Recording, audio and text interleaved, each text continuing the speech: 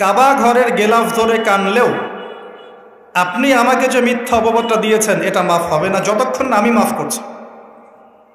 কথা কি বুঝতে পারছেন? মনে করেন আপনি আমাকে মিথ্যা একটা অপবাদ দিয়েছেন এবং ধুয়ে রেখে দিয়েছেন একদম মিথ্যা অপবাদ দিয়ে। যতক্ষণ আমি আপনাকে মাফ না করছি, কাবা ঘরে গিয়ে গেলাফ ধরে কান্নাকাটি করলেও এই পাপ মাফ হবে না ইনশাআল্লাহ। এই অবস্থায় মৌত হলে কি হবে? পরকালে দেখবেন আমি দাঁড়িয়ে আছি আপনার জন্য। আপনার হিসেব হচ্ছে, হিসেব শেষ। আপনি সালাত, সওম, হজ জাকাতের নেকি নিয়ে উঠেছেন, কিন্তু দেখছেন আমি দাঁড়িয়ে আছি, আমার মতো আরও 10 জন দাঁড়িয়ে আছে। ওই 10 জনকে আপনি গালি দিয়েছিলেন, অপবাদ দিয়েছিলেন, তাদের গীবত করেছিলেন, তাদের সম্পদ বা সম্মানের হানি করেছিলেন। এখন কিয়ামতের মাঠে আপনার নেকি দিয়ে এই ঋণ শোধ করতে হবে, অন্য কোনো অপশন নাই। আর যদি নেকি শেষ হয়ে যায় তখন কি হবে? তখন আমার আমলনামা থেকে কিছু গুনাহ আপনাকে নিতে হবে। আল্লাহ পাক ন্যায় বিচারক। আল্লাহ পাক শুধু গফুর রহিম নন, আল্লাহ পাক শুধু পরম করুণাময় অসীম দয়ালুই নন, বরং তিনি হচ্ছেন ন্যায় বিচারক। ন্যায় বিচারক। একজন ধর্ষক যদি বলে যে আল্লাহ পাক তো গফুর রহিম, আল্লাহ আমাকে মাফ করে দিতে পারেন, তাহলে যাকে ধর্ষণ করলো সে তার উপর জুলুম হবে না? আল্লাহ পাক যদি ধর্ষককে মাফ করে দেন, তাহলে যাকে ধর্ষণ করা হয়েছে ওর প্রতি জুলুম হবে না? কথা বুঝতে পারছেন না? মনে করেন আপনি নাউজুবিল্লাহ কারো সম্পদ আত্মসাৎ করেছেন, এখন আল্লাহ যদি আপনাকে মাফ করে দেন, তাহলে এই যে যার সম্পদ আপনি আত্মসাৎ করেছেন এর উপরে জুলুম করা হচ্ছে না? আল্লাহ পাককে জুলুম করবেন? এক জাররা পরিমাণ করবেন না। কিয়ামতের মাঠে নেকি দিয়ে তার এই ঋণ শোধ করতে হবে, অথবা তার গোনা আপনার কাঁধে নিয়ে জাহান্নামের পথে যেতেও হতে পারে। আল্লাহ পাক হেফাজত করবে। কাউকে অপবাদ দিয়েছি, কারো সম্মানহানি করেছি, কাউকে মিথ্যা অপবাদ দিয়েছি, কারো প্রতি হিংসা করেছি, বিদ্বেষ রেখেছি, কারো সম্পদ আত্মসাৎ করেছি, কারো জিনিস চুরি করেছি, ছিনতাই করেছি বা ডাকাতি করেছি, বা কারো সম্পদ আত্মসাৎ করে নিজের পেটে ভরেছি, প্রতিবেশীর জমি মেরে দিয়েছি, ওই 2 প্রতিবেশী চাষের জমি জোর করে জবরদখল করেছি। এক কথায় মানুষের সম্মান, জান মালের সাথে জড়িত যে পাপ, এই পাপ আল্লাহর কাছে মাফ হবে না। তাকওয়া কি জিনিস? আল্লাহ ভীতি। নবী সাল্লাল্লাহু আলাইহি ওয়াসাল্লাম বলছেন, আত-তাকওয়া হাহুনা। তাকওয়া হচ্ছে কলিজার মধ্যে, কলবের মধ্যে। আমার দাড়ি, টুপি, জুব্বা, পাগড়ি থাকতে পারে, কিন্তু আমার কলবে কতটুকু তাকওয়া আছে এটা আল্লাহ ছাড়া কেউ জানে না। তাকওয়া সম্পূর্ণ আল্লাহ জানেন একজন ব্যক্তির মধ্যে কতটুকু তাকওয়া আছে। অনেক সময় বাহ্যিক চোখে মনে হতে পারে এই ভাইটা ইসলামিক পোশাক পরে নাই, দাড়ি আমার চেয়ে একটু ছোট, চলাফেরা কেমন জানি, সুন্নতি পোশাক নাই, ওঠা বসা চলাফেরা কেমন মনে হচ্ছে। কিন্তু কে জানে যে তার মনের মধ্যে এমন তাকওয়া থাকতে পারে যার কারণে সে আমার চেয়ে বেশি সম্মানিত হতে পারে না? আবার অনেক সময় মনে হতে পারে যে আমি এইসব চেয়ারে বসে আছি, বড় বড় ওয়াজ করছি, নসিহত করছি, অনেক বড় বড় কথা বলছি, কোরআন এবং সুন্নাহর সামাজিক কথা বলছি, পলিটিক্যাল কথা বলছি, কোরআন সুন্নাহ থেকে কথা বলছি, দেখে মনে হচ্ছে আমার পুরো দেহটা তাকওয়ায় ভরপুর। এমন হতেও পারে যে আমার চেয়ে আপনার তাকওয়া বেশি আছে। কে জানে? এটা শুধু আল্লাহ জানেন। এবং এই তাকওয়াই হচ্ছে আল্লাহর কাছে সম্মান পাওয়ার একমাত্র মানদণ্ড। তাই এখানে একটা নসিহত হচ্ছে, আল্লাহর কাছে নিরপরাধ থাকার চেষ্টা করেন, মানুষের কাছে না। আল্লাহর কাছে ফেয়ার থাকেন, আল্লাহর কাছে আপনি নিষ্পাপ থাকার চেষ্টা করেন, মানুষের কাছে না। আল্লাহর কাছে ভালো হন, দেখবেন আল্লাহ রাব্বুল আলামিন মানুষের মনের মধ্যে আপনার জন্য ভালোবাসা সৃষ্টি করে দিবে। মানুষের কাছে নয়, লোক দেখানো বিষয় নয়। লোক দেখানো বিষয়টাকে রিয়া বলা হয়, এটা একটা গোপন শিরক। তাকওয়াই একমাত্র মানদণ্ড যা আল্লাহর কাছে সম্মানের মানদণ্ড হিসেবে গৃহীত। বংশ, ভাষা, দেশ বা জাতি বা বর্ণ, রক্ত, এগুলো তাকওয়ার মানদণ্ড নয়, এগুলো আল্লাহর কাছে সম্মানের মানদণ্ড নয়। এটা আগে ভালো করে আমাদেরকে বুঝতে হবে। আর সেই ব্যক্তি মুত্তাকি নিঃসন্দেহে, যে আল্লাহকে ভয় করে, আল্লাহর আদেশগুলোকে মেনে চলে, আল্লাহর নিষেধগুলোকে বর্জন করে, নবী সাল্লাল্লাহু আলাইহি ওয়াসাল্লামের তরিকা মতো চলে, কোরআন এবং সুন্নাহর আলোকে জীবন গড়ে, ইনশাআল্লাহ আমরা বলতে পারি এই ব্যক্তি মুত্তাকি। তারপরেও এই ব্যক্তি চূড়ান্তভাবে জান্নাতে যাবে কি যাবে না, এই কথা আল্লাহ ছাড়া কেউ বলতে পারেন পারেন না। আসেন, উমর রাদিয়াল্লাহু আনহু একজন সাহাবীকে বলছেন, আপনি কি আমাকে বলতে পারেন তাকওয়া কাকে বলে? উমর রাদিয়াল্লাহু আনহুকে বলা হচ্ছে, হে আমিরুল মুমিনিন, আপনি কি কখনো কাটা বিছানো পথে হেঁটেছেন? উমর রাদিয়াল্লাহু আনহু বলছেন, হ্যাঁ হেঁটেছে। কিভাবে হেঁটেছে? আমরা সতর্কতার সাথে পা ফেলেছি। ওই সাহাবী বলছেন, এটাই হচ্ছে তাকওয়ার উদাহরণ। জীবনে চলার পথে আপনার সামনে শিরিকের টোপ থাকতে পারে, বেদায়াতের টোপ থাকতে পারে, হারাম রিজিকের টোপ থাকতে পারে, জেনার টোপ থাকতে পারে, সুদের টোপ থাকতে পারে, অনেক রকম টোপ কাটা আপনার পথে থাকতে পারে। কিন্তু আপনি এগুলো বেছে বেছে চলছেন, বেছে বেছে পা ফেলছেন এবং জান্নাত আপনার গন্তব্যের দিকে এগিয়ে যাচ্ছেন। এটার নাম হচ্ছে তাকওয়া। আপনি আমি খুব ভালো করেই জানি যে আমরা আমাদের জীবনে কি কি বড় পাপ করেছি, আমাদের বিবেক জানিয়ে দিবে না? আমরা কিন্তু ভালো করেই জানি যে আমরা আমাদের জীবনে কি কি বড় পাপ করেছি। কত বছর নামাজ পড়িনি, কত বছর রোজা রাখি নাই, কত বছর যাকাত দেই নাই, কার কার ক্ষতি করেছি, কার কার উপর জুলুম করেছি, কয়বার জেনা করেছি, কয়টা মেয়ের সাথে সম্পর্ক করেছি, কতদিন বেপর্দায় চলেছি, বয়ফ্রেন্ডের সাথে কোথায় কোথায় ঘুরেছি, বয়ফ্রেন্ডের সাথে কি কি করেছি। এখন তো গার্লফ্রেন্ডও কি কি করে, তাই না ভাই? সুবহানাল্লাহ। আর কিসের জন্য অপেক্ষা করছেন? কিয়ামতের জন্য। আর কোন নিদর্শনের জন্য অপেক্ষা করছেন? তবে এর পরে একটা সময় আসবে যখন মানুষ ছেলে ছেলে আর মেয়ে মেয়ে বিয়ে করবে। এই ধাপটা পার করে আরেকটা ধাপে যাবে, সেটা হচ্ছে মানুষ জন্তু জানোয়ারের সাথে জেনা করবে। বিশ্বাস করলেন না? অপেক্ষা করতে থাকেন।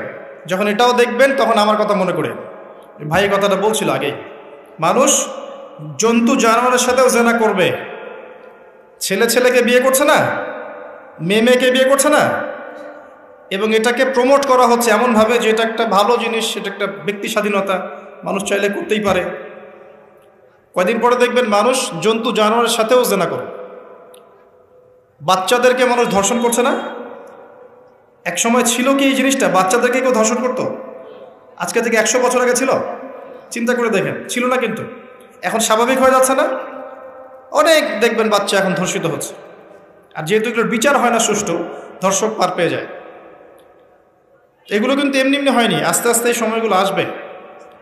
যাই হোক, আমরা আমাদের ঈমান আমল হেফাজত করি, আমাদের পরিবারটাকে হেফাজত করি।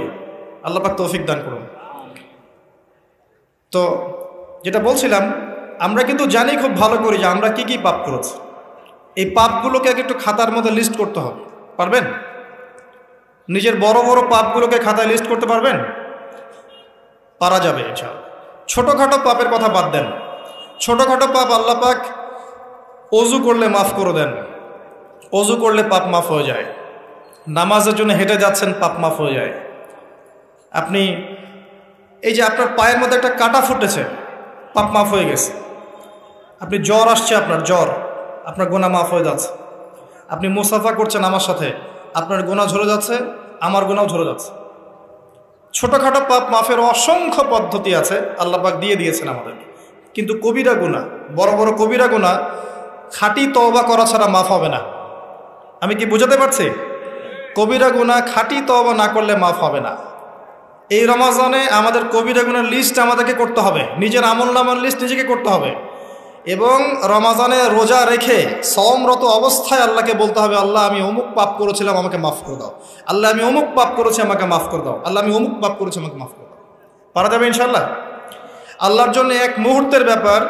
আল্লাহ পাক আপনার সমস্ত পাপকে নেকি দিয়ে পরিবর্তন করে দিবেন ইনশাআল্লাহ, যদি মুখলেসভাবে আপনি তওবা করতে পারেন। আরেকটা বিষয় থেকে যায়, সেটা হলো মানুষের সাথে জড়িত হক। অনেক সময় দেখা যায় কাউকে গালি দিয়েছি, এই জন্য সবসময় সতর্ক থাকবেন আপনার যারা, যেন মানুষের হক নষ্ট না হয়।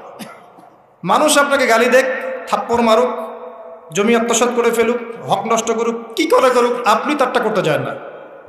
যারা করছে আপনি লাভবান। আপনি কেমন করে লাভবান? আপনি অসংখ্য নেকি পাচ্ছেন, আপনি জানছেনও না। যেই আপনার বিরুদ্ধে মনে করেন আপনি নিষ্পাপ, আপনি মাজলুম, আপনি কোনো অন্যায় করেন নাই, আপনার বিরুদ্ধে জুলুম করা হচ্ছে, অপবাদ দেওয়া হচ্ছে, আপনাকে আন্ডারএস্টিমেট করা হচ্ছে, ইত্যাদি ইত্যাদি, আপনি বসে বসে নেকি পাচ্ছেন, বসে বসে নেকি পাচ্ছেন, এবং পরকালে কিয়ামতের মাঠে উঠে দেখবেন অসংখ্য নেকি অটোমেটিক আপনার আমলনামায় চলে আসবে। তখন তারা আফসোস করবে দুনিয়াতে এই কাজগুলো না করে ভালো কিছু করলে ভালো হতো। যাই হোক, মানুষের সাথে জড়িত পাপ আল্লাহর কাছে মাফ হবে না। এই কারণে এই রমজান মাসে ওই লিস্টের মধ্যে থাকবে আমি কার কার ক্ষতি করেছি, থাকবেই। কিন্তু যতটুকু মনে পড়ে লিখে ফেলবেন, সুযোগ থাকলে সেটা ফেরত দিয়ে দিবেন। যদি সুযোগ না থাকে ক্ষমা চেয়ে নেবেন, যদি সেই সুযোগও না থাকে তার পরিবারের কাছে ক্ষমা চেয়ে নেবেন, যদি সেই সুযোগও না থাকে তার পক্ষ থেকে সদকা করে দিয়ে পারা যাবে ইনশাল্লাহ। সেই সুযোগও নাই, তাহলে হাতটা তুলে তার জন্য দোয়া করবেন, আল্লাহ আমি আমার অমুক ভাইকে মিথ্যা অপবাদ দিয়েছিলাম, আল্লাহ তুমি তাকে মাফ করে দিও। আশা করা যায় আপনার গুনাহ আল্লাহ মাফ করে দিবেন ইনশাআল্লাহ। আসুন, রমজানের প্রথম কাজ এইটা, গুনার লিস্ট করা। একটু ধৈর্য ধরে বসেন, আমি অনেক ক্লান্ত, অনেক লম্বা সফর করে আসছি, এই জন্য আস্তে আস্তে কথা বলছি আর কি। তবে ইনশাআল্লাহ আজকে আমরা রমজানটাকে কিভাবে কাটাবো এবং কোরআনময় করে কিভাবে কাটাবো কিছু উপকারী কথা আপনাকে বলবো ইনশাআল্লাহ তাআলা। আল্লাহ পাক আমাদেরকে আমল করার তৌফিক দান করুন। প্রথম কাজ পাপের লিস্ট করা, তারপরের কাজ হচ্ছে তওবা করা। রমজানে আমরা তওবা করব যে আল্লাহ পাক আমি দুনিয়াতে যত পাপ করেছি, জানা অজানা, ছোট বড়, প্রকাশ্য গোপন, যত পাপ করেছি, যা আমি জানি যা আমি জানি না, যা তুমি আমার চেয়ে ভালো জানো, আল্লাহ মাফ করে দাও। পারা যাবে ইনশাআল্লাহ। খালি বলতে হবে আস্তাগফিরুল্লাহাল্লাযী লা ইলাহা ইল্লা হুয়াল হাইয়ুল কাইয়্যুম ওয়া আতুবু ইলাইহি, এটা পড়বেন। অথবা আল্লাহুম্মা আনতা রাব্বী লা ইলাহা ইল্লা আনতা খালাকতানি আনা আবদুক ওয়া আনা আলা আহদিক ওয়া ওয়া'দিকা মাস্তাতা'তু আউযু বিকা মিন শাররি মা সানা'ত আবুউ লাক বিনি'মাতিকা আলাইয়া ওয়া আবুউ বিযানবি ফাগফিরলি ফাইন্নাহু লা ইয়াগফিরু যুনুবা ইল্লা আনতা। পারা যাবে ইনশাআল্লাহ। হিসনুল মুসলিম, গুগল প্লে স্টোরে যান, একটা অ্যাপস আছে হিসনুল মুসলিম, একটা বই আছে, এটা কিনেন, সমস্ত দোয়া এখানে দেয়া আছে, দেখবেন আর পড়বেন, পকেটের মধ্যে রাখবেন, দেখবেন, পড়বেন। পড়া যাবে ইনশাআল্লাহ ইনশাআল্লাহ। এরপরে তওবার পরে কি? তওবার পরে রমজান মাসের বাজার আগে করব। এখন শাবান মাস চলছে, হাতে যতটুকু টাকা পয়সা আছে বা জমানো কিছু টাকা তো আছে, এখান থেকে আপনি রমজান মাসের বাজার করবেন। রমজান মাসে আপনি বেশি বেশি বাজারে যাবেন না, ওই মাসে যেটা আর্ন করবেন সেটা জমিয়ে রাখবেন, সমস্যা নাই। সম্ভব হলে ঈদের যে কাপড় চোপড় লাগে, আপনার স্ত্রীর জন্য এক সেট, আপনার বাচ্চার জন্য এক সেট, আপনার এক সেট, নতুন কাপড় পরার সুন্নত, এবং আমরা সবাই নতুন কাপড় পরার চেষ্টা করবো ইনশাআল্লাহ। যাদের নতুন কাপড় নাই তাদেরকে কাপড় দেওয়ার চেষ্টা করবো ইনশাআল্লাহ। এটাও কিনে রাখতে পারেন আগে ভাগেই। রমজান মাসে আপনি বাজারে সময় দিবেন না, দুনিয়ার কাজে বেশি ব্যস্ত হবেন, এটা একটা টার্গেট। এরপর আপনি রমজান মাসে একটা প্রজেক্ট হাতে নেবেন যে আমার মতো বহু মুসলিম সমাজে আছে যাদের পুরো মাস চলার মতো টাকা পয়সা নাই, আছে না? সামাজিকভাবে হোক, মাদ্রাসার উদ্যোগে হোক বা রাষ্ট্রীয়ভাবে হোক, যেভাবে হোক, এই গরিব মানুষদের লিস্ট করে বাসায় বাসায় অন্তত এক মাসের বাজার খরচ পৌঁছে দেওয়ার চেষ্টা করতে হবে। পারবেন? পারবেন না? এক মাসের বাজার কত টাকা লাগে? 2000 3000, নিত্য প্রয়োজনীয় কথা বলছি, সব তো দিতে পারবেন না। 2-3 হাজার, 4000, এর মধ্যে সে চাল পাবে, ডাল পাবে, ছোলা বুট পাবে, তেল পাবে। বাই দ্য ওয়ে, তেলের দাম যে এখন কত আমি তো জানি না, আমি অবশ্য বাজারে যাই না, আমি জানি না দাম কত। তবে একটা ফেসবুক স্ক্রল করতে গিয়ে একটা ভিডিও আসলো, দেখলাম যে দেখে খুব হাসি বের হলো আর কি, যে বাড়ির গিন্নি সে কড়াই ধরে আছে, আর বাড়ির কর্তা ওই তেলের বোতলটাকে তালা দিয়ে লক করে রেখেছে আর কি। তো গিন্নি এসে বলছে আজকে রান্না করবো, তেল দাও। সে উঠে লক খুলে যে কৌটাটা আছে, যে কৌটার মুখটাতে এক কর্ক তেল ঢেলে এই আপনার কড়াইতে দিল, যে এটা দিয়ে আজকে চালাও। তো আল্লাহ পাক আমাদের এক শ্রেণীর অসৎ ব্যবসায়ীদেরকে হেদায়েত করুক, যারা কৃত্রিম সংকট তৈরি করে জিনিসপত্রের দাম বাড়ায়। আল্লাহ পাক এদেরকে হেদায়েত করুক, কঠিন শাস্তির আওতায় আনা উচিত। যদি এটা ওমর রাদিয়াল্লাহু আনহুর শাসন হতো, দেখতেন শাস্তি কাকে বলে, প্রকাশ্যে শাস্তি দিত তারা। যদি এটা ওমর রাদিয়াল্লাহু আনহুর যুগ হতো, তাহলে দেখতেন শাস্তি কাকে বলে। ওমর ইবনুল খাত্তাব রাদিয়াল্লাহু আনহুর একজন ছেলে একটা অন্যায় করেছিল, সম্ভবত তিনি মদ পান করেছিলেন, সম্ভবত। কাজী দৌড়া দিচ্ছে 80 বেত্রাঘাত, দৌড়রা আস্তে আস্তে দিয়েছে, আমিরুল মুমিনের ছেলে, জোরে মারা যাবে না। ওমর রাদিয়াল্লাহু আনহু নিজে উঠে গিয়ে সেই দৌড়রা হাতে এনে নিজে পিটানো শুরু করলেন। দৌড়রা মারা শেষ হওয়ার আগেই ছেলে ডেড, স্পট ডেড। কথা কি বুঝতে পারছেন? এবার ছেলেকে দাফন করলেন। দাফন করে বাকি দৌড়রা যে কয়টা বাকি ছিল, এই বাকি দৌড়রাগুলো তার কবরের উপরে মারছে। মারার পরে আল্লাহকে বলছে, আল্লাহ আমাকে মাফ করে দিও, হয়তো আমি ন্যায় বিচার করতে পারলাম না। আমি কি বুঝাতে পারছি ভাই? এটা তার শাসন। এরকম শাসন আবার আসবে ইনশাআল্লাহ। মনে করবেন না যে আসবে না।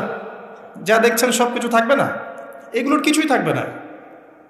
যেটা বলছি, বাজার করে ফেলেন এবং প্রজেক্ট নেবেন। যারা দরিদ্র দুস্থ, এদের পরিবারে আমরা পার পরিবার একটা করে প্যাকেজ পাঠিয়ে দেব, যেখানে নিত্য প্রয়োজনীয় দ্রব্য থাকবে। তারাও যেন রমজান মাসে খেয়ে পরে বাঁচতে পারে। পারা যাবে ইনশাআল্লাহ? চেষ্টা করেন, আল্লাহ পাক আপনার রিজিকে বরকত দিবে ইনশাআল্লাহ। একটা হাদিসে আছে যে বান্দা যতক্ষণ অন্য ভাইয়ের সাহায্যে থাকে, আল্লাহ ততক্ষণ ওই বান্দার সাহায্যে থাকে। আর একজন মুসলিম ভাইয়ের প্রয়োজন পূরণ করতে যাওয়া, খালি হেঁটে হেঁটে যাওয়া, এটা মসজিদে নববীতে বসে 12 বছর ইতিকাফ করার চেয়ে বেশি নেকির কাজ। এগুলো আমরা হয়তো বুঝি না, মনে করি তার সাথে যাব, আমার তো সময় নষ্ট হচ্ছে। আপনি 12 বছর ইতিকাফের নেকি পাচ্ছেন, তাও যে কোনো মসজিদে না, নববী মসজিদে। সুবহানাল্লাহ। রমজানে আর কি করবেন? কম খাবেন, সেহরি আর ইফতারে বেশি খাবেন না, এবং 2টা তরকারি দিয়ে যদি খাবার হয়ে যায়, 10টা তরকারি করার কোনো দরকার নেই। আপনিও দুনিয়ার কাছে বেশি ব্যস্ত হবেন না, বাড়ির মা বোনদেরকেও ব্যস্ত রাখবেন না, তাদেরকেও দিন শেখার সুযোগ দিবেন। রমজান মাসে তারা অল্প রান্না করবে, একবার রান্না করবে, 3 বেলা খেয়ে নেবেন গরম করে। তারা তালিম করবে, তারা কোরআন শেখার মজলিসে যাবে, তারা মহিলাদের মধ্যে দিন চর্চা করবে, তাদেরকেও দিনের সুযোগ করে দিতে হবে। পারা যাবে ইনশাআল্লাহ। এবং আপনিও তালিমে বসবেন, 5 ওয়াক্ত নামাজ মসজিদে আদায় করবেন, ইসলামিক দর্শগুলোতে বসবেন, ইমানকে তাজা করবেন, ইমানকে তাজা করবেন। কম খাবেন। আমি বরাবরই বলি যে এই খাওয়ার যে ব্যাপারগুলো আছে, এখানে আমরা যারা দাবি করি যে ইসলাম আমরা প্রচার করছি, জনগণের মাঝে ঢুকাই দিচ্ছি, তাদের অনেকের মাঝেই দেখবেন খাওয়ার সুন্নত নাই। কথা বুঝতে পারছেন না? বড় বড় কথা বলার পরে খাওয়ার টেবিলে খালি বসায় দেন, দেখবেন সব শেষ, 7 পেট খেয়ে শেষ করে ফেলছে। খাওয়ার সুন্নত ওই কোরআনে আছে, হাদিসে আছে, প্র্যাকটিক্যালি নাই। নবীজি কি বলেছেন? খেতে হলে, যদি খেতেই হয়, তাহলে 1 ভাগ, পেটের 1 ভাগ, আরেক ভাগ পানি, আরেক ভাগ ফাঁকা। কি চাচ্ছেন সব লেখা আছে। এটাই ইসলাম, যেখানে প্রতিটা বিষয়ের সমাধান আছে, খুঁটিনাটি সব কিছু আছে। আমরা অমুসলিম ভাই বোনদেরকে অনুরোধ করব, জীবনটাকে নিয়ে ভাবুন এবং কোরআন সুন্নাহকে একবার নিরপেক্ষভাবে পড়াশোনা করেন। এরপর যদি আপনার মনে হয় মন থেকে, হ্যাঁ, কোরআন এবং সুন্নাহয় সব কিছুর সমাধান আছে, নিঃসন্দেহে এটা এক আল্লাহর পক্ষ থেকে মনোনীত দিন, আর দেরি করবেন না, ইসলাম কবুল করে ফেলুন। আল্লাহ পাক তৌফিক দান করুন। বলা যায় না তাদের দ্বারা আল্লাহ পাক আমাদের চেয়ে অনেক বেশি খেদমত নিতে পারেন। আল্লাহ পাক এটা বলেছেন, ওয়া ইন তাতাওয়াল্লাউ, হে মুসলিমরা, তোমরা যদি মুখ ফিরিয়ে নাও, আল্লাহর দায়িত্ব পালন না করো, আমানতের খেয়ানত করো, ইস্তাবদিল কওমান গায়রাকুম, আল্লাহ পাক অন্য কওমকে তোমাদের জায়গায় নিয়ে আসবেন, সুম্মা লা ইয়াকুনু আমসালাকুম, তারা তোমাদের মতো অপদার্থ হবে না। আসুন, রমজান একটু কম খাওয়ার অভ্যাস করেন, সেহরিতে কম, ইফতারেও কম। এমনভাবে খাবেন না যে মনে হচ্ছে এটা আপনার জীবনের শেষ খাওয়া, এইভাবে খাবেন। এবার সম রেখেছেন, সম রাখা অবস্থায় 5 ওয়াক্ত নামাজ জামাতে পড়তে হবে, প্রথম টার্গেট। পারা যাবে ইনশাআল্লাহ? 5 ওয়াক্ত নামাজ জামাতে পড়ব। সরকার বাধা দিবে? প্রশাসন বাধা দিবে? আপনার পরাশক্তির আপনাকে বোম মারবে? কিচ্ছু হবে না। আপনি আপনার দিন পালন করবেন। লাকুম দীনুকুম ওয়ালিয়া দিন, তোমাদের দিন তোমাদের, আমার দিন আমার। আপনি 5 ওয়াক্ত সালাত মসজিদে পড়ার চেষ্টা করবেন ইনশাআল্লাহ তাআলা। আর নামাজ পড়বেন রাসূল সাল্লাল্লাহু আলাইহি ওয়াসাল্লামের তরিকা মোতাবেক, তাড়াহুড়া করে 3G 4G নামাজ, রিল্যাক্সে নামাজ পড়বেন। ঠিক আছে ইনশাআল্লাহ? আসেন, রোজা রেখে আর কি করবেন? বেশি থেকে বেশি আল্লাহর জিকির করবেন। সুবহানাল্লাহ, আলহামদুলিল্লাহ, লা ইলাহা ইল্লাল্লাহ, আল্লাহু আকবার, সুবহানাল্লাহি ওয়া বিহামদিহি, সুবহানাল্লাহিল আযীম, লা ইলাহা ইল্লাল্লাহ ওয়াহদাহু লা শারীকা লাহ, লাহুল মুলক ওয়া লাহুল হামদ ওয়া হুয়া আলা কুল্লি শাইইন কাদির, লা হাওলা ওয়া লা কুওয়াতা ইল্লা বিল্লাহ ইত্যাদি। যত জিকির আছে বেশি থেকে বেশি করবেন। মানুষের সাথে কথা কম বলবেন। অহেতুক চায়ের দোকানে আড্ডা পিটাবেন না, অহেতুক পাবজি নিয়ে পড়ে থাকবেন না, অহেতুক ফেসবুকে স্ক্রল করে সময় নষ্ট করবেন না, অহেতুক ইউটিউবে পড়ে থাকবেন না। আপনি জিকিরে সময় দিবেন, জায়নামাজে বসে থাকবেন, জিকিরে সময় দিবেন। আল্লাহ পাক তৌফিক দান করুন। এবং বেশি থেকে বেশি দোয়া করবেন আল্লাহর কাছে রমজান মাসে। দোয়া আপনার নিজের জন্যে, আপনার মা বাবার জন্যে, আপনার মৃত আত্মীয় স্বজনের জন্যে, আপনার ফিউচারের জন্যে, আপনার সন্তানদের জন্যে, আপনার দেশের জন্যে, আপনার জনগণের জন্যে, মুসলিম উম্মার জন্য, সবার জন্য কি করবেন? দোয়া করবেন। দোয়ায় কার্পণ্য করবেন না। আপনি যখন অন্য কোনো মুসলিম ভাইয়ের জন্য দোয়া করছেন, তখন আপনার মাথার কাছে একজন ফেরেশতা থাকবেন, যিনি বলবেন যে তোমার জন্যও তাই হোক, তোমার জন্যও তাই হোক। দোয়া করলে লাভ, আপনার ক্ষতি নাই। আর দোয়া করার উপযুক্ত সময়গুলো খুঁজে খুঁজে বের করবেন। যেমন রোজা রাখা অবস্থায় দোয়া করলে দোয়া কবুল হয়। 2 ইকামতের মাঝখানে, মানে আজান এবং একামত এর মাঝখানে দোয়া করলে দোয়া কবুল হয়। নামাজের, ফরজ নামাজের পরে দোয়া করলে দোয়া কবুল হয়। সালাম ফিরানোর আগেও দোয়া করলে দোয়া কবুল হয়, দোয়া মাসুরার পরে। এরপরে সেজদারত অবস্থায় দোয়া করলে দোয়া বেশি কবুল হয়। শেষ রাতে দোয়া করলে দোয়া কবুল হয়। বৃষ্টি পড়ছে, এই সময় দোয়া করলে দোয়া কবুল হয়। একটু দান সদকা করেছেন, ভালো কাজ করেছেন, এখন হাত তুলে দোয়া করেন, দোয়া কবুল হয়। ওযু করেছেন, এখন হাত তুলে দোয়া করেন, দোয়া কবুল হয়। অনেক জায়গা আছে দোয়া কবুলের, খুঁজে খুঁজে বের করে দোয়া করতে থাকে। দোয়া চাইতে হবে কেন? নিজের দোয়া নিজে করুন। দোয়া চাওয়া ভালো কাজ, এটা কোনো খারাপ কিছু না, কিন্তু নিজের দোয়া নিজে করতে শেখেন। আপনার যা প্রয়োজন আমি কি বুঝতে পারবো? আপনি যদি বলেন ভাই দোয়া করেন, বলতে পারি বারাকাল্লাহ ফিক, কিন্তু আপনার কি কি দরকার, আপনার মূল চাহিদা কি কি, আপনাকে নিজের ভাষায় আল্লাহর কাছে বলতে হবে। যদি আপনি কোনো মতে আরবিও না জানেন, আরবির কিছুই জানেন না, আমি বলবো আপনি প্রয়োজনে বাংলাতেই আল্লাহর কাছে দোয়া করেন। আল্লাহ পাক সব ভাষা বুঝবেন ইনশাআল্লাহ। আল্লাহ পাক কি সব ভাষা বুঝবেন না? ইনশাআল্লাহ। বেশি বেশি দোয়া করবেন। রমজান মাসে আরেকটা কাজ করবেন, জাকাত। আপনাদের জাকাত যেটা আছে নিসাব পরিমাণ জাকাত লিস্ট করে ফেলবেন, হিসেব করবেন, রমজান মাসে জাকাত দিয়ে দিবেন। জাকাত আটকে রাখবেন না। যদি জাকাত কেউ অস্বীকার করে, সে আর মুসলিম থাকে না, সে কাফের হয়ে যায়। এটা মনে রাখবেন। জাকাত অস্বীকার করার কোনো সুযোগ নেই। আর অলসতা করে যদি না দেন, এই জাকাত কিয়ামতের মাঠে আল্লাহ পাক এগুলোকে সোনা রূপা পরিণত করবেন, করে গলাবেন, গলিয়ে কপালে, গালে আর পিঠে লেপটে দিবেন, বলেন নাউজুবিল্লাহ। এবং এই জাকাত একটা সাপের আকৃতি নেবে, সাপ, বিষাক্ত সাপ, যেটা গলায় পেঁচানো থাকবে, মাথাটা থাকবে এই কপাল বরাবর। কবরের মধ্যে যখন শোয়ানো হবে, এই কপাল বরাবর এই সাপ ঠোকাতে থাকবে, বলবে আমি তোমার সম্পদ, আজকে স্বাদ ভোগ কর। এটা কি আমরা চাচ্ছি না। জাকাত দিয়ে দেন। আর জাকাত ইসলামিক অর্থনীতির ভিত্তি। জাকাত দিলেই গরিবের কাছে আপনার সম্পদ যাবে, তখন সেও খেয়ে পরে বাঁচতে পারবে। এভাবে সাম্য বজায় থাকবে। আল্লাহ আমাদের বোঝার তৌফিক দান করুন। রমজান মাসে একটা কাজ করবেন, সেটা হলো পরিবারকে সময় দিবেন, পরিবারকে টাইম দিবেন। পরিবারের মধ্যে ইসলামিক সংস্কৃতি গড়ে তুলবেন। একসাথে সেহরি করবেন, একসাথে সাহরি করার পরে একসাথে ইফতার করবেন, একসাথে তালিম করবেন। ইসলামিক কোনো মুভিজ একসাথে দেখলেন, ইসলামিক কোনো লেকচার একসাথে শুনলেন। মানে ইসলামকে এনজয় করবেন পরিবারকে নিয়ে, সাথে করে নিয়ে। বাচ্চা কাচ্চারা দেখবে ছোটোবেলায় আমরা বাবাদের সাথে এটা করেছিলাম, ওইটা করেছিলাম। ইফতার বানাচ্ছেন বাসায়, বাচ্চাদেরকে ইনভলভ করবেন, বাচ্চাদেরকে রোজা রাখতে উৎসাহিত করবেন, ওদেরকে নবীদের গল্প শোনাবেন, ইসলামিক কালচারে বড় করবেন। দেখবেন পরিবারের মধ্যে শান্তি রহমত নেমে আসবেন। পারা যাবে ইনশাআল্লাহ। রমজান মাসে আরও একটা কাজ করবেন, সাদাকাতুল ফিতর দিয়ে দিবেন। এটা সম্পর্কে আলেম ওলামারা আপনাদেরকে বলবে খুতবা ইনশাআল্লাহ, আমি আগেই বলে রাখলাম, সাদাকাতুল ফিতর দিয়ে দিবেন। রমজান মাসে আরেকটা ইম্পর্টেন্ট কাজ আছে, সেটা হলো যে আমাদের সমাজে অনেক এতিম থাকে, বিধবা থাকে, নিঃস্ব অসহায় মানুষ থাকে। এই মানুষগুলোর পাশে দাঁড়ানোর চেষ্টা করবেন। বেশি থেকে বেশি দান সাদাকা করবেন। যতটুকু সামর্থ্য আল্লাহ দিয়েছেন, আপনি বেশি থেকে বেশি দান সাদাকা করবেন। এভাবে ইনশাআল্লাহ আপনি রমজানটাকে উপলব্ধি করতে পারবেন, এনজয় করতে পারবেন।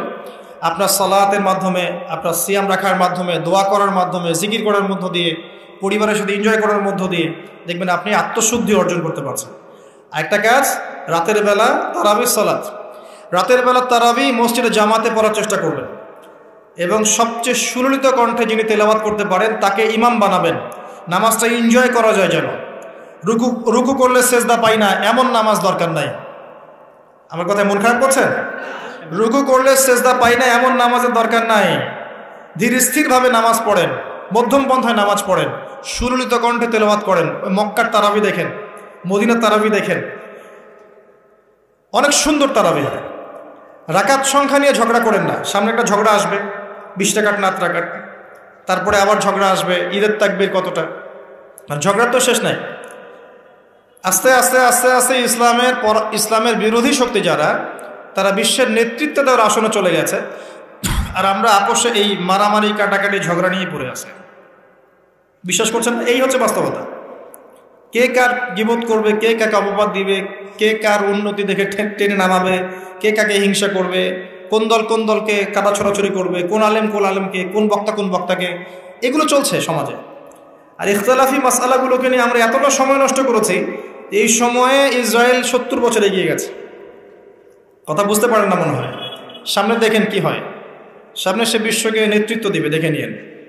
ও মুসলিমদের নাকের ডগার উপর বসে সারা বিশ্বকে নেতৃত্ব দিবে, মুসলিমরা কিচ্ছু করতে পারবে না যতক্ষণ না ইমাম মাহদি আসছেন, তার আগ পর্যন্ত না। ইল্লা মাশাআল্লাহ, ইল্লা মাশাআল্লাহ। যদি আল্লাহ পাক কিছু বান্দাকে খাস করে নেন সেটা আলাদা বিষয়।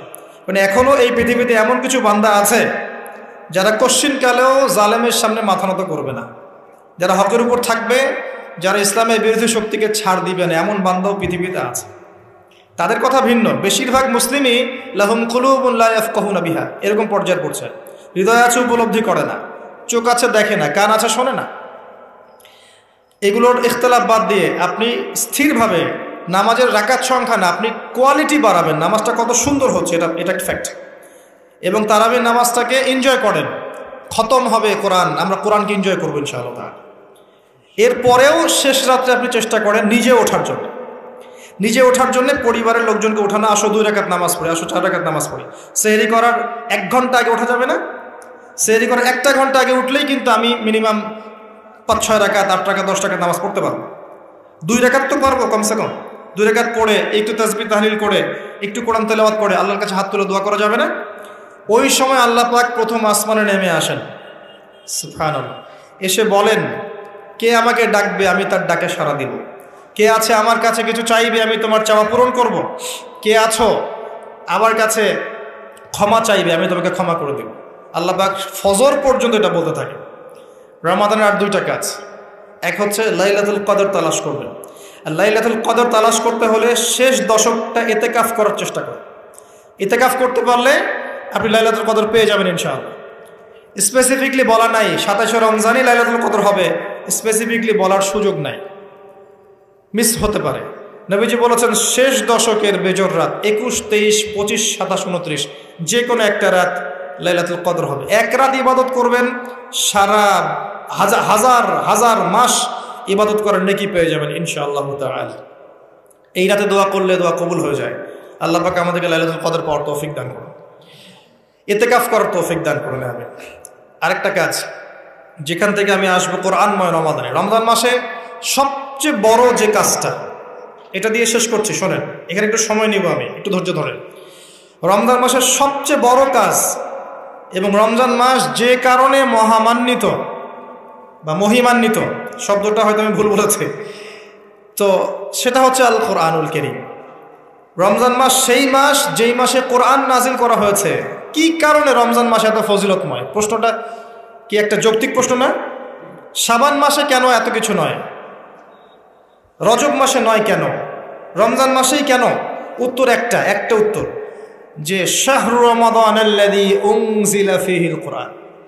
রমজান সেই মাস যেই মাসে আমি কোরআন নাজিল করেছি।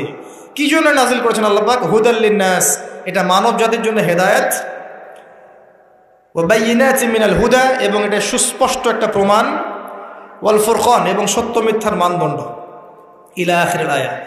সূরা কদরে আল্লাহ বলছেন ইন্না আনজালনাহু ফি লাইলাতুল কদর, আমি লাইলাতুল কদরে কোরআন নাজিল করেছি। আর কদর কোন মাসে? শাবানে না রজবে না রমজানে? তাহলে রমজান মাসে কোরআন নাজিল হয়েছে, প্রমাণ হলো। রমজান মাসে আল্লাহ পাক কোরআন নাজিল করেছেন কোথায়? এবার আপনাকে দেখাচ্ছি। এই যে আইয়ামে জাহেলিয়াতে। কোথায়? আইয়ামে জাহেলিয়াতে, যখন একটা যুগের মধ্যে শিরক আছে, সুদ আছে, ঘরে ঘরে শিরক, ঘরে ঘরে সুদ, ঘরে ঘরে মাদক, ঘরে ঘরে মেয়েদের অবমাননা এবং গোত্রীয় হানাহানি, কাটাকাটি, মারামারি, জেনা, ব্যভিচার ভর্তি একটা সমাজের মধ্যে, এখানে রমজান মাসে লাইলাতুল কদরে আল্লাহ কোরআন নাজিল করছেন। কথা কি বুঝতে পারছেন?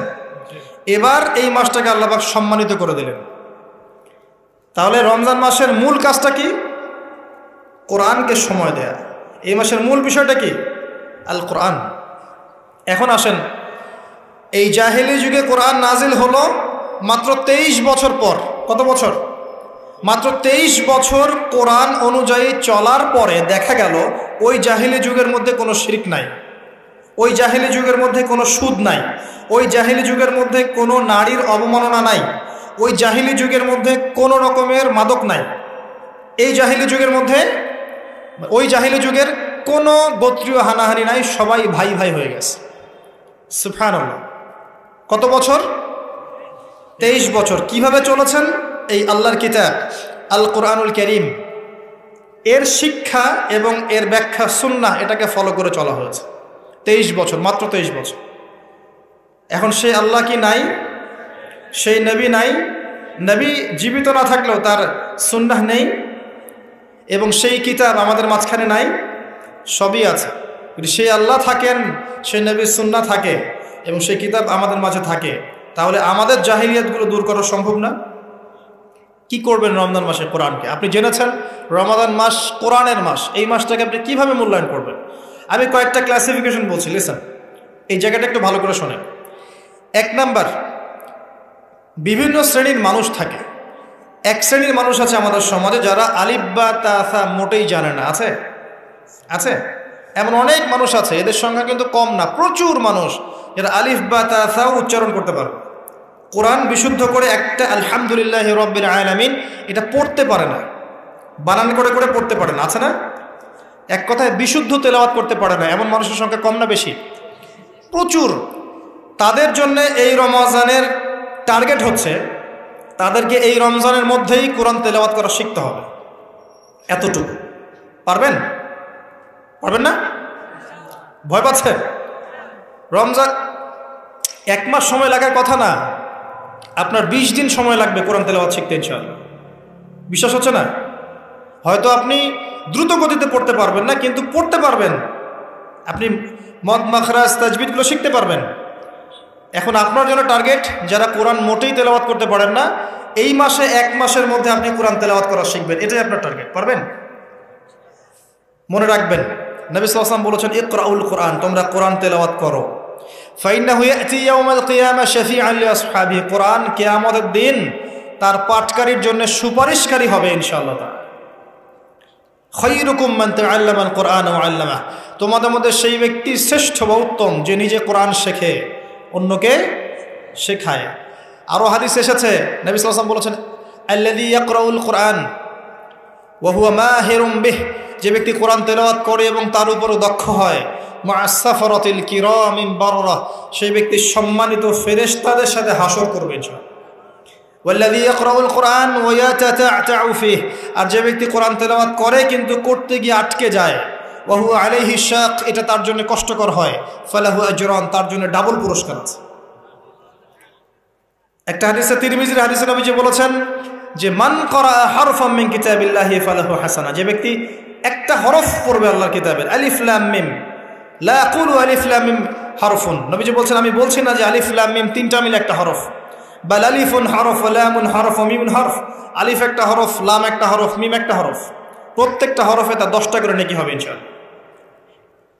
আল হাসানাতু বিআশরি আমসালিহা, একটা নেকিকে 10 দিয়ে গুণ করা হবে।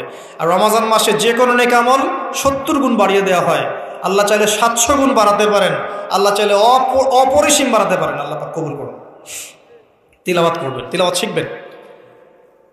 তো যাদের কোরআন তেলাওয়াত করার যোগ্যতা নেই, এই মাসে কি টার্গেট দিলাম ভাই?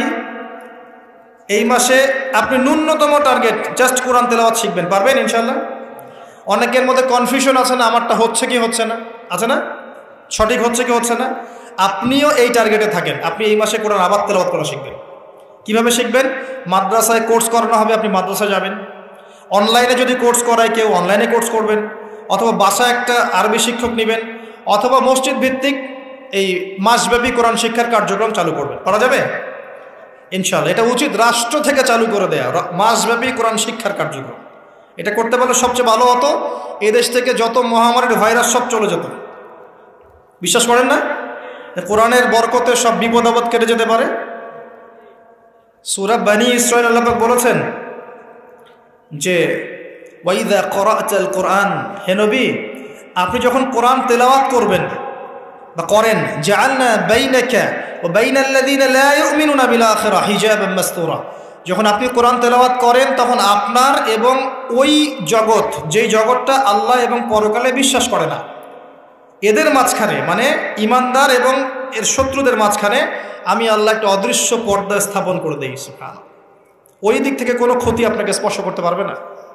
যাই হোক, এটা আপনাদের টার্গেট। 2 নাম্বার, দ্বিতীয় শ্রেণীর মানুষ যারা কোরআন মাশাআল্লাহ তেলাওয়াত করতে জানেন এবং আপনার কনফিডেন্স আছে। এখানে একটা কথা বলতে ভুলে গিয়েছিলাম যে আপনাকে শয়তান 3 ভাবে বিভ্রান্ত করতে পারে। একটা হচ্ছে শয়তান কিন্তু আপনাকে বোঝাতে পারে যে আপনি অনেক জানেন, আপনার জানার দরকার নাই। এটা শয়তান আপনাকে বোঝাতে পারে। 2 নাম্বার বোঝাতে পারে যে আপনার দ্বারা হবে না, আপনি পারবেন না। আমার কথাটা মনে রাখেন। 3 নাম্বার বোঝাতে পারে যে আমার অনেক সময় পড়ে আছে, পরে শিখে নেবে, এত তাড়াহুড়োর কি আছে। এই 3টা অস্ত্র শয়তানের বড় বড়। আরেকটা অস্ত্র আছে 4 নাম্বার, সেটা হলো শিখতে গিয়ে দেখবেন শয়তান ওয়াসওয়াসা দিবে, টিচার ভালো না, ওস্তাদ ভালো না। এটা একটা ওয়াসওয়াসা। উস্তাদের হাতে নিজেকে ছেড়ে দিতে হবে, তারপরে সে বুঝবে আপনাকে কোন পথে নিয়ে যেতে হবে। নবী মূসা আলাইহিস সালাম যখন এসেছিলেন খিদর আলাইহিস সালামের কাছে, হাল আত্তাবিউকা আন তুআল্লিমানি মিম্মা উল্লিমতা রুশদা, তিনি এসে বলেছেন, হে খিদর আমি কি আপনার সাথে থাকতে পারি এই শর্তে যে আল্লাহ আপনাকে যে জ্ঞান শিখিয়েছেন আমাকে শেখাবেন? তখন খিদর আলাইহিস সালাম বলছেন, ইন্নাকা লান তাসতাতিআ মা'ইয়া সাবরা, তুমি তো আমার সাথে ধৈর্য ধরতে পারবে না। ধৈর্য ধরে ওস্তাদের কাছে সুপর্দ করতে হয়, তারপরে জ্ঞান পাওয়া যাবে ইনশাআল্লাহ। এত অস্থির হলে হবে না। 2 নম্বর শ্রেণী যারা পড়তে পারেন তাদের জন্য নসিহত হচ্ছে, এই রমজান মাসে আপনার টার্গেট এই কিতাব আপনি একবার খতম করবেন, একবার অনলি। পারবেন? অনলি একবার।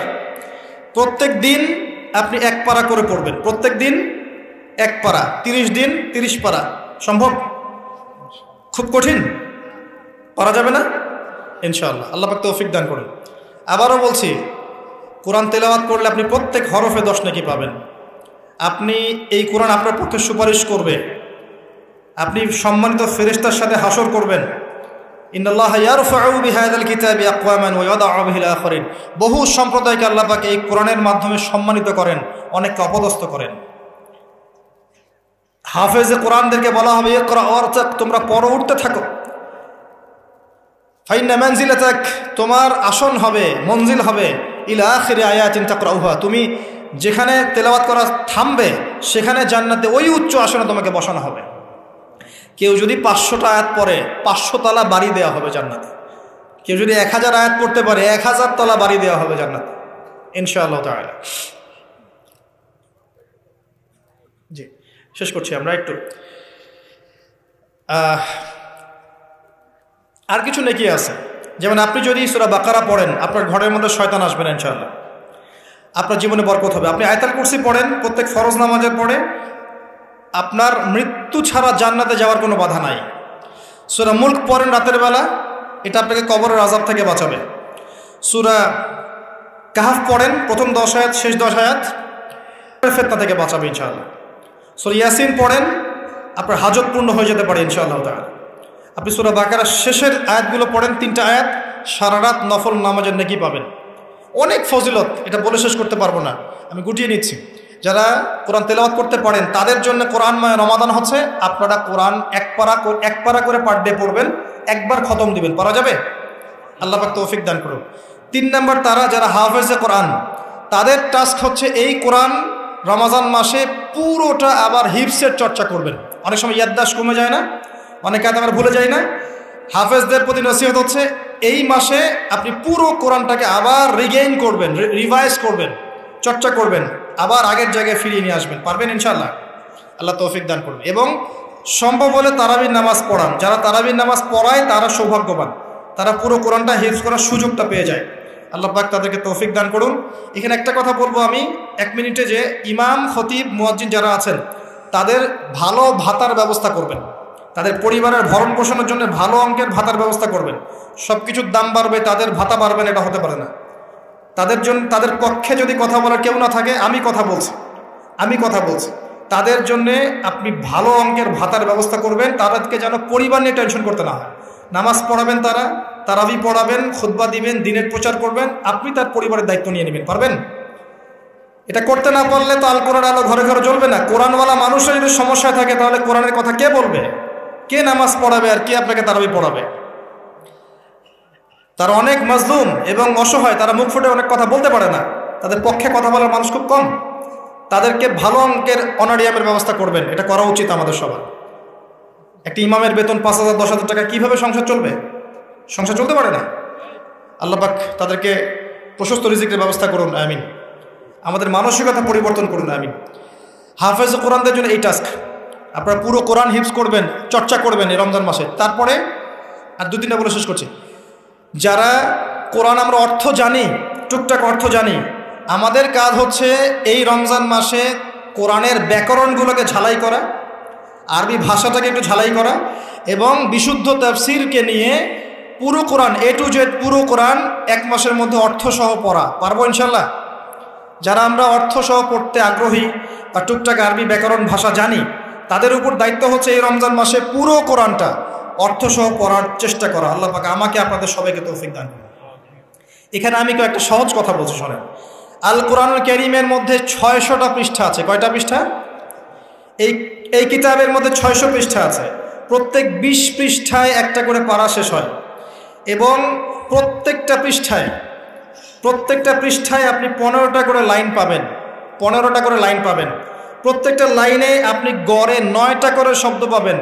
9টা শব্দ। কোন লাইনে 10টা থাকতে পারে, কোন লাইনে 8টা থাকতে পারে। গড়ে 10টা শব্দ, 9টা শব্দ থাকবে। এবং এক পৃষ্ঠায় 135 থেকে 140টা শব্দ থাকে। কথা কি বুঝতে পারছেন? এভাবে হিসাব করলে দেখা যায় যে এই 600 পৃষ্ঠার কিতাবের মধ্যে সব মিলিয়ে শব্দ আছে 77,800টা। কতটা? 77,800টা, অ্যাপ্রক্সিমেটলি 78,000 শব্দ। কিন্তু সুসংবাদ হচ্ছে এই সমস্ত শব্দগুলোই নতুন নতুন শব্দ নয়, বরং এই শব্দগুলো বের হয়েছে মাত্র 4,500 শব্দ থেকে। সুবহানাল্লাহ, চিন্তা করতে পারেন? মাত্র 4,500 শব্দ থেকে এই সমস্ত শব্দগুলো বের হয়েছে। এই শব্দগুলো আবার 3 ভাগে বিভক্ত। একগুলো হচ্ছে নাউন্স বা বিশেষ্য বা ইসম, একগুলো হচ্ছে ফেল বা ক্রিয়া, একগুলো আছে হরফ বা প্রিপোজিশন বা অব্যয়, এই টাইপের। এর মধ্যে মাত্র 200 থেকে 300টা মাজদার যদি আপনি জানেন, এবং একটা শব্দ থেকে অনেকগুলো শব্দ তৈরি করার এই ব্যাকরণের টেকনিকটা যদি শিখতে পারেন, আপনি ইনশাআল্লাহ তাআলা অল্প সময়ের মধ্যেই দেখবেন আল কোরআনের মিনিমাম অর্ধেক অর্থ আপনি বুঝতে পারছেন। এটা এত সহজ, আলহামদুলিল্লাহ। অনেকে বলবেন যে এটা তো আগে শুনি নাই। নতুন নতুন মেথড আসছে না? FM মেথড, এই মেথড, সেই মেথড আসছে না? আরবি ভাষা নিয়েও চর্চা হয়, মেথড বের হয়। আরবি ভাষা নিয়ে, কোরআন নিয়ে অনেক গবেষণা চলছে, এবং নতুন নতুন অনেক কোর্স এবং বই লঞ্চ হচ্ছে। এগুলো ঘাটাঘাটি করেন, আপনি দেখবেন যে কোরআনটাকে আল্লাহ পাক সহজ করেছেন। আল্লাহ পাক এটাই বলেছেন, ওয়ালাকাদ ইয়াসসারনাল কোরআন লিযিকরি ফাহাল মিন মুদ্দাকির। কোরআনকে আমি বোঝার জন্য সহজ করেছি, কেউ কি আছো উপদেশ গ্রহণকারী? আপনি এই ব্যাকরণগুলো শেখেন। আমি একটা ওয়েবসাইটের নাম বলে দিচ্ছি, www.understandquran.com। দেখেন, এখানে সব ভিডিওসগুলো দেওয়া আছে। সময় নিয়ে এখানে দেখেন, ইংরেজি ভাষায় দেওয়া আছে, উর্দু ভাষায় দেওয়া আছে। আপনি বুঝবেন, সহজ উর্দু, সহজ ইংরেজি, আপনি পারবেন ইনশাআল্লাহ তাআলা। একটু সময় দেন, 6টা মাস, 1টা বছর সময় দেন, আপনি ইনশাআল্লাহ আল কোরআনের মিনিমাম 60 থেকে 70% অর্থ করতে পারবেন ইনশাআল্লাহ তাআলা। বাকি যেগুলো পারবেন না, সেগুলো একটু কঠিন, সেগুলো আপনাকে আরও উচ্চ লেভেলের বই পড়তে হবে, আলেম ওলামার কাছে গিয়ে পড়ে থাকতে হবে, গ্রামার শিখতে হবে, ব্যাকরণগুলো শিখতে হবে। আস্তে আস্তে আস্তে আপনি পারবেন ইনশাআল্লাহ। শুধু সূরা ফাতিহাতে যে কয়টা শব্দ আছে, 19টা 20টার মতো শব্দ থাকতে পারে। এই শব্দগুলো কোরআনে ঘুরে ঘুরে এসেছে প্রায় 7,800 বার। কতবার? 7,800 বার। এই শব্দগুলো আলহামদু লিল্লাহি মালিক আর রহমান আর রহিম ইয়াকা ওয়া না'বুদু নাস্তাইন, এই শব্দগুলো ঘুরে ঘুরে কোরআনে এসেছে প্রায় 7,800 বার। আপনি সূরা ফাতিহার অর্থ জানেন, অর্থ হচ্ছে আপনি কোরআনের 7,800টা অর্থ জানেন। মজা করে শেখেন, এনজয় করে শেখেন। দেখবেন অনেক কোর্স আছে, এগুলো ঘাটেন, আলেম ওলামার কাছে যান, কম্বাইন্ড করেন, চর্চা করেন, আপনি পারবেন ইনশাআল্লাহ। পারবেন এটা হতে পারেন, আপনি পারবেন, আপনার দ্বারাই হবে ইনশাআল্লাহ তাআলা। আল্লাহ পাক কবুল করুন। তাই যারা আমরা টুকটাক আরবি ব্যাকরণ শিখতে পারি বা জানি বা চর্চা করি, তাদের উচিত রমজান মাসে এটাকে চর্চা করা এবং শুরু থেকে শেষ পর্যন্ত অর্থটা পড়া। যেটা আপনার কাছে বিশুদ্ধ তাফসির মনে হয়, হোক মারিফুল কোরআন বা ইবনে কাসির বা জালালাইন, যেটা আপনার কাছে ভালো লাগে সেটা নেন, বা একাধিক তাফসির নেন, প্রতিদিন এক পারা করে আপনি অর্থ পড়ার চেষ্টা করেন। ইনশাআল্লাহ এক মাসে একবার কোরআনের অর্থ পড়া যাবে ইনশাআল্লাহ তাআলা। আল্লাহ পাক আমাদের সবাইকে আল কোরআনের অর্থ বোঝার তৌফিক দান করুন, আমিন। এরপরে আমরা কোরআনের আদেশ এবং নিষেধগুলোকে রমজান মাসে মানব। সমস্ত কোরআনের আদেশ মানার চেষ্টা করব। নামাজ হোক, রোজা হোক, হজ জাকাত হোক, আপনার সত্য কথা বলা, পিতামাতার খিদমত করা, প্রতিবেশীর হক, সমস্ত সৎ বিষয়গুলো আমরা করার চেষ্টা করব ইনশাআল্লাহ তাআলা। একই সাথে কোরআনে যত নিষেধ করা আছে, যত হারাম নিষেধ করা আছে, শিরিক করো না, বেদাত করো না, হারাম খেও না, চুরি করো না, সুদ খেও না, জেনা করো না ইত্যাদি, এগুলো ছেড়ে দেবো ইনশাআল্লাহ। আল্লাহ পাক তৌফিক দান করুন। এবং সর্বশেষ কথা, এই রমজান মাসকে কোরআনময় করতে হলে কোরআনের দাওয়াত আমাদের সবার ঘরে ঘরে পৌঁছাতে হবে। কোরআনের দাওয়াত কিভাবে ঘরে ঘরে পৌঁছাবেন সেটার ফিকির আপনারা করেন, মসজিদ ভিত্তিকভাবে, মাদ্রাসা